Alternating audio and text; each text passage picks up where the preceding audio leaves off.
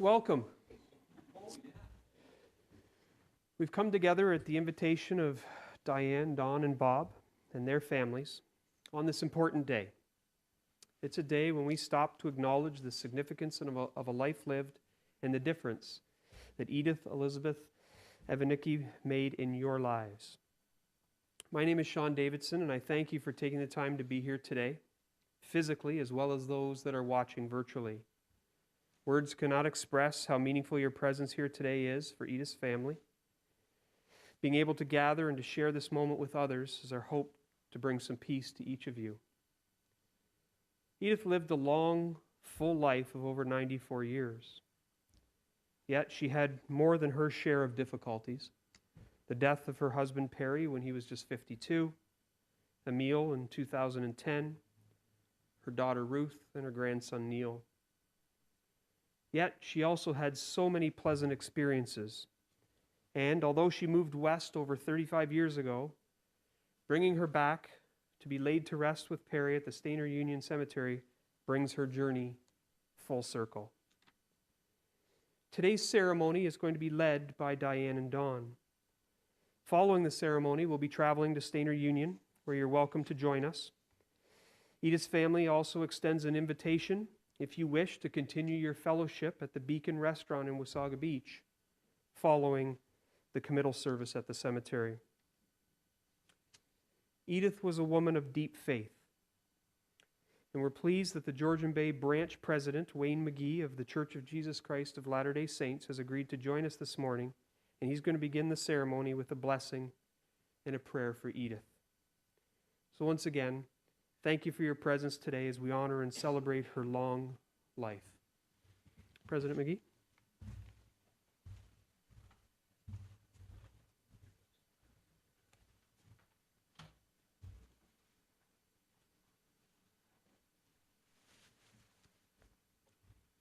Our beloved Father in heaven, in the name of Jesus Christ and with the power of the Melchizedek priesthood, I invoke a blessing upon Edith Elizabeth Ivanicki.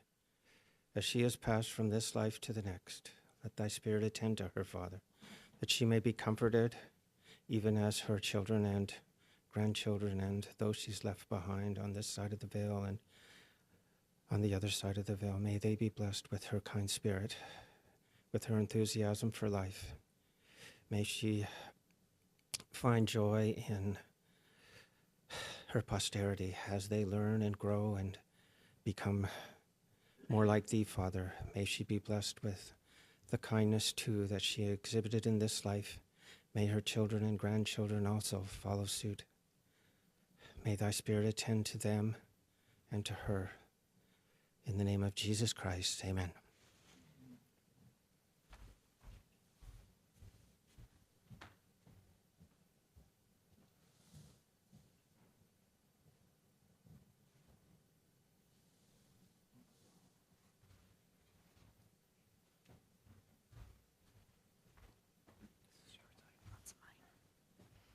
You're going to begin.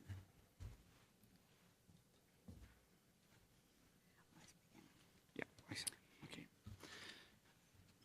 Good morning and welcome. We're very thankful for all your attendance here today, and those virtually also. Our Grandpa Walker always said good crops came with good babies. Grandma said grandchildren kept her young, and what Mom and I and siblings and cousins have done without the good examples that we've had. Much like the rest of her family, Edith was stoic and humble, a sample of so much that is positive and good in life. In fact, Mom was so respected by us that even in our teenage years when we tend to act out, she never said very much of anything for deeds that we may have done wrong. In fact, her quietness led us to worry that we may have disappointed her, and therefore we're probably acted better for it. Many families know her and have expressed often how lucky we are to be part of her in the Edenvale, Stainer, and Walker clans. It's always a good planting. Tina reminisces, "Oh, to be loved like this as a child and as a woman."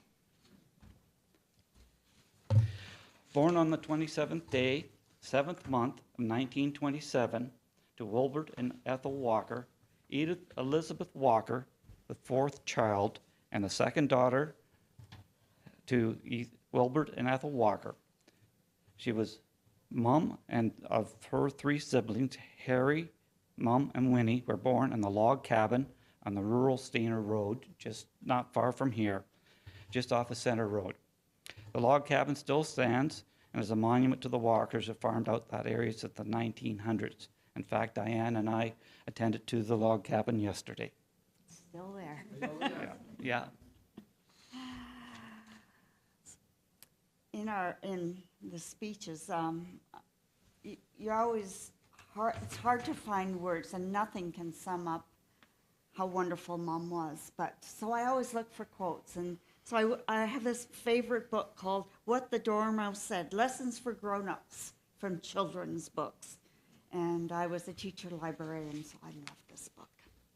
And this one is by William Steig, who wrote many children's books.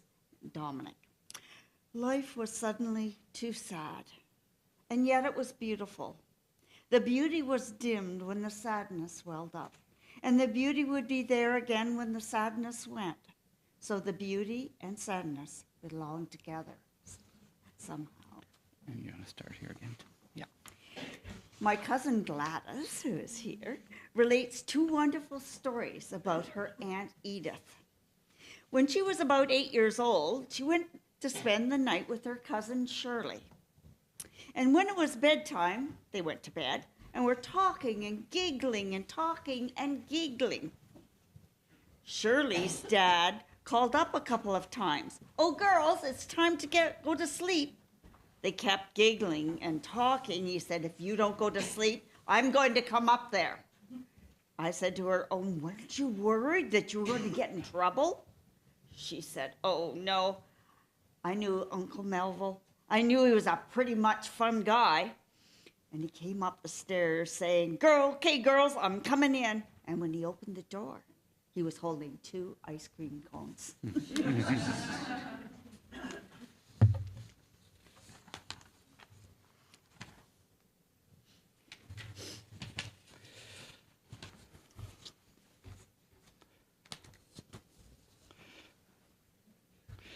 Mom also said to us one time, "No one is perfect." Mom was married 2 times, and neither one was perfect. Perry was certainly the love of her life.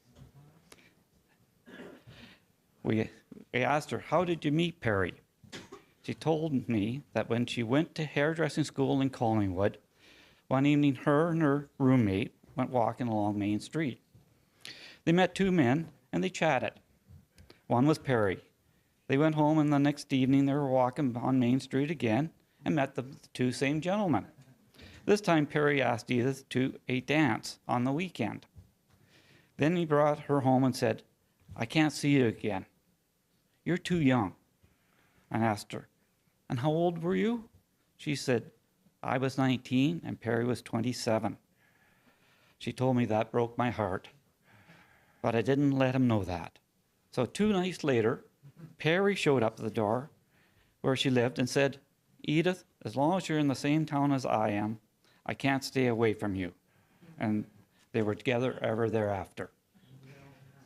Isn't that a wonderful story? Yeah. So, thanks Gladys for that, and Tina.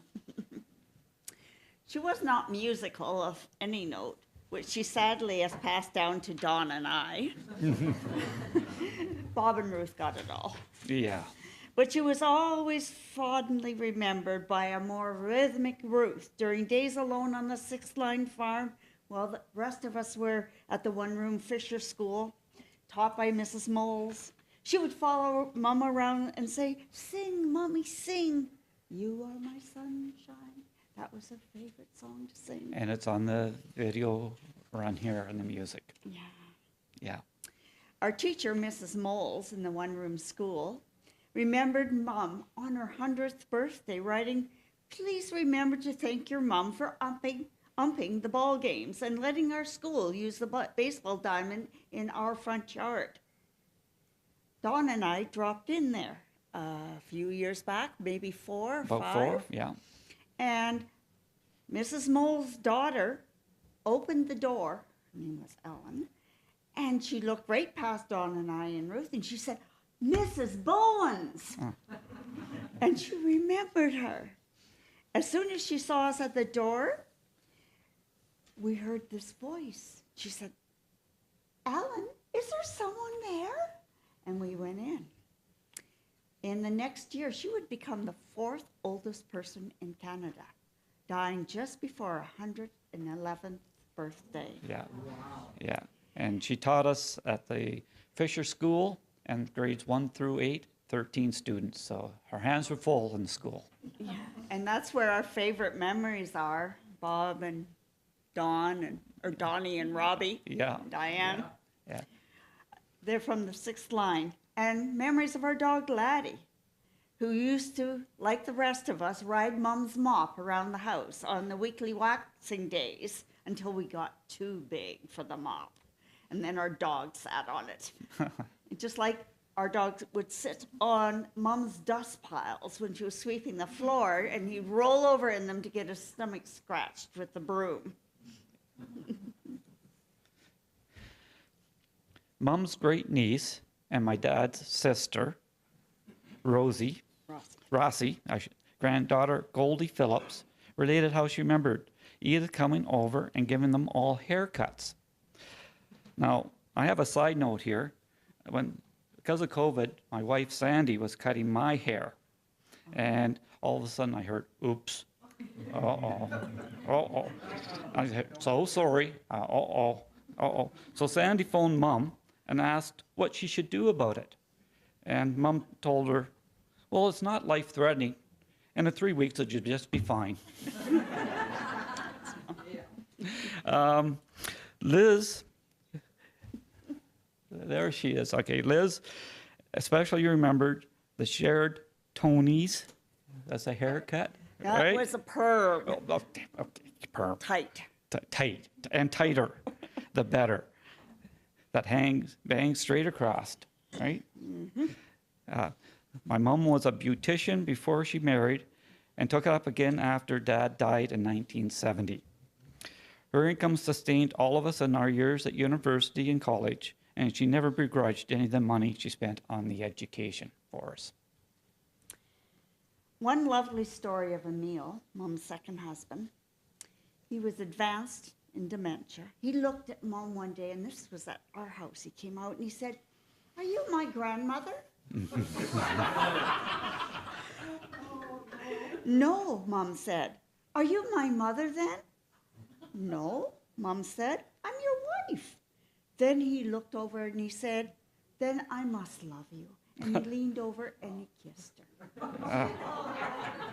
And he must have loved her, because when I was going through photos, he took an awful lot of pictures of Mom. Yeah.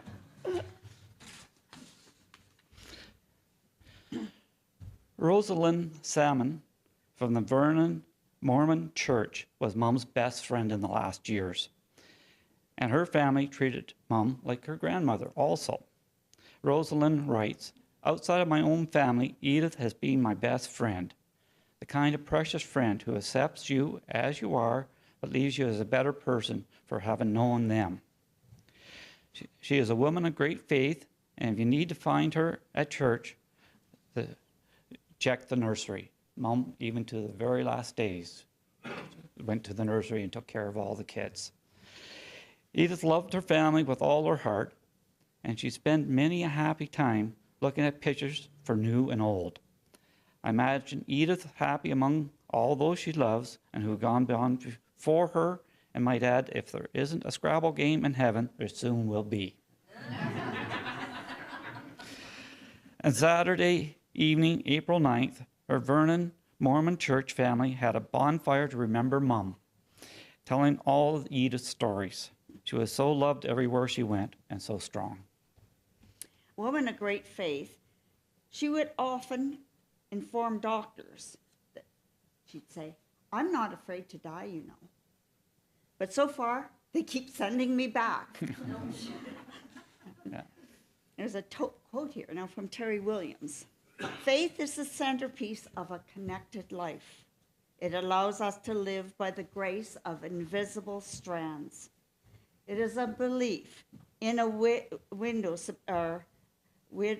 superior to our own. Faith becomes a teacher in the absence of fact. Mom moved to BC in the early 1980s to watch Diane's kids. And she taught school. As Diane taught school, Mom took care of the kids. Later moving to Cherryville, then to Mission, and then to Kelowna, and doing the same child care, love, chores for Ruth and myself, and as all us parents worked. Birthdays and Valentines, we all got hand-drawn cards and were sent and collected. In fact, Mom liked to do pressed flowers and put them in her cards and personal touch, right? Not just a store-bought card. Mom was a great artist, and although her grandmother Kitson recognized this and wanted her to take art lessons, she never did. It was her passion. She was a crafter, a knitter, a crocheter, and a sewer, and she loved her featherweight 1949 Singer sewing machine, which Dad purchased for her on the year that Diane was born.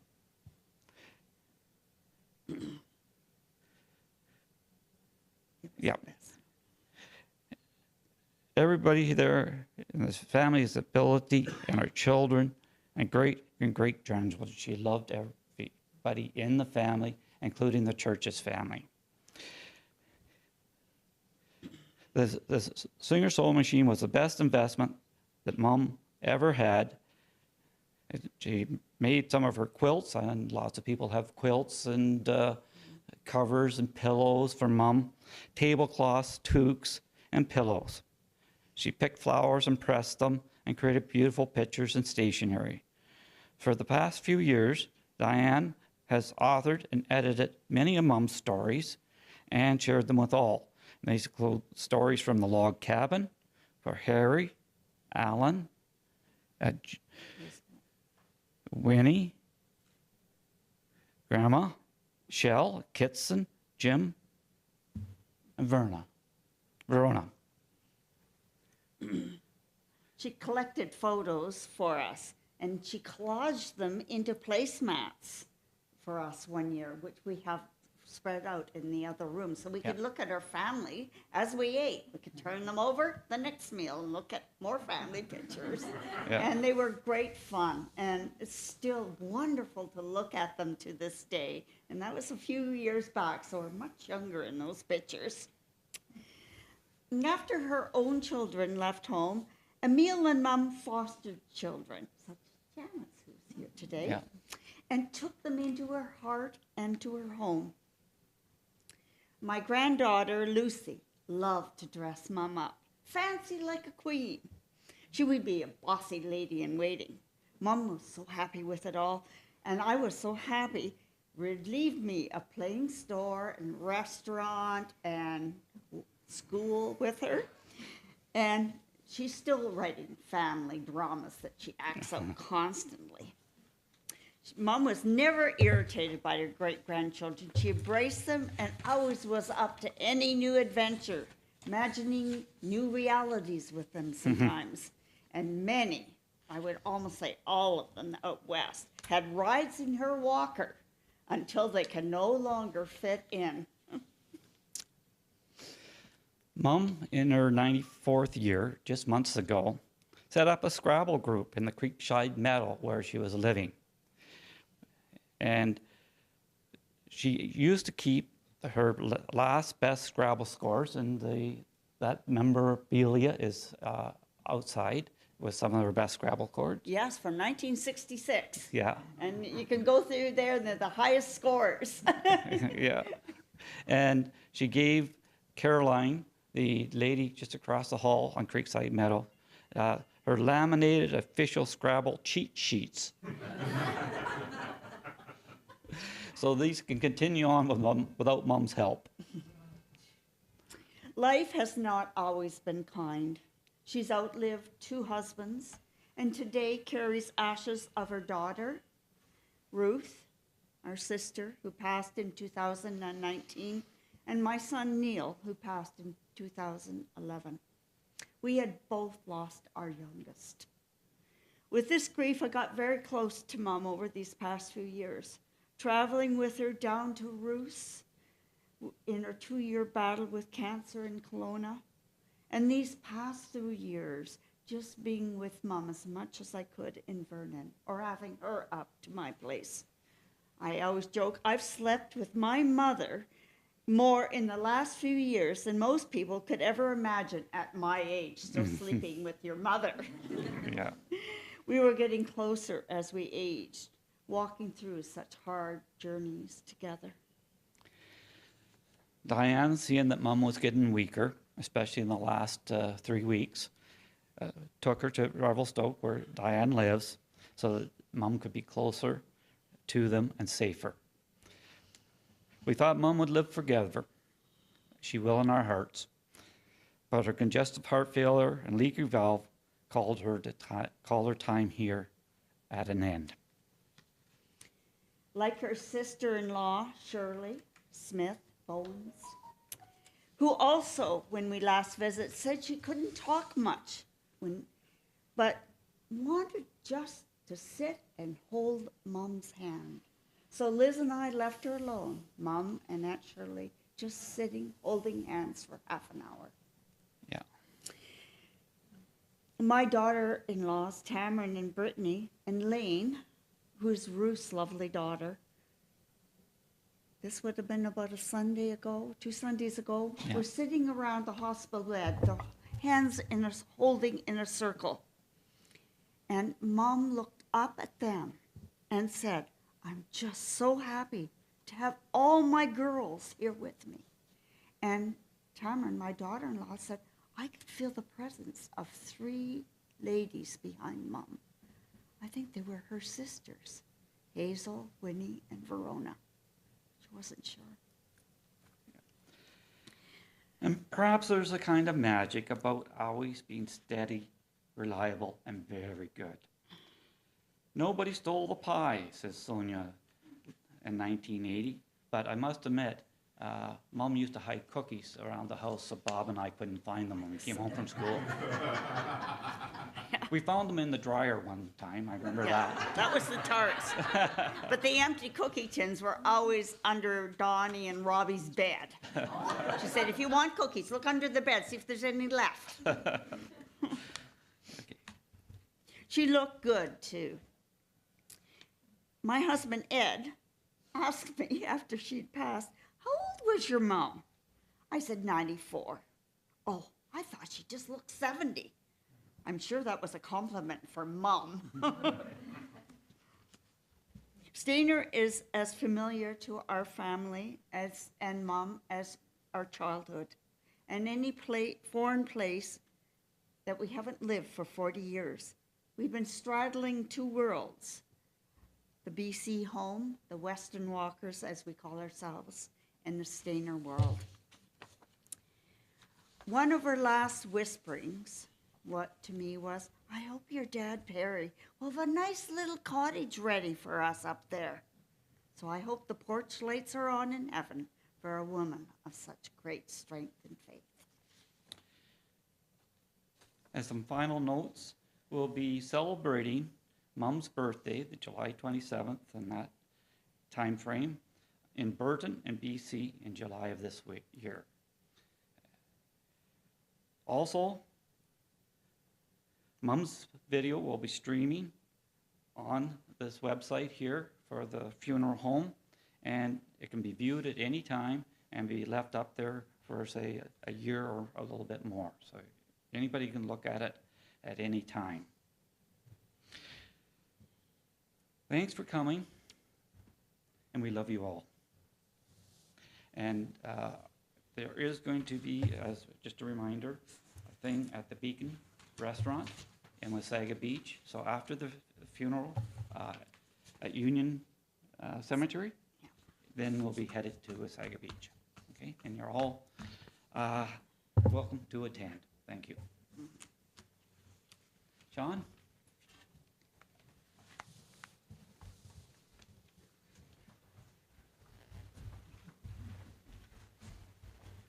Well, thank you very much, Diane and Don, for sharing that history, and a lot of great memories there.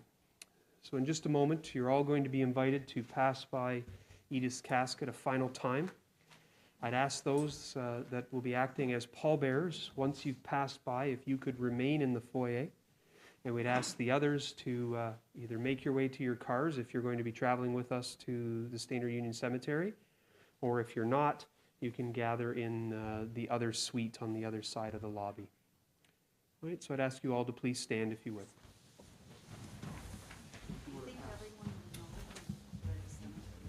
So, as I've mentioned, we are going to be driving to the cemetery in a procession.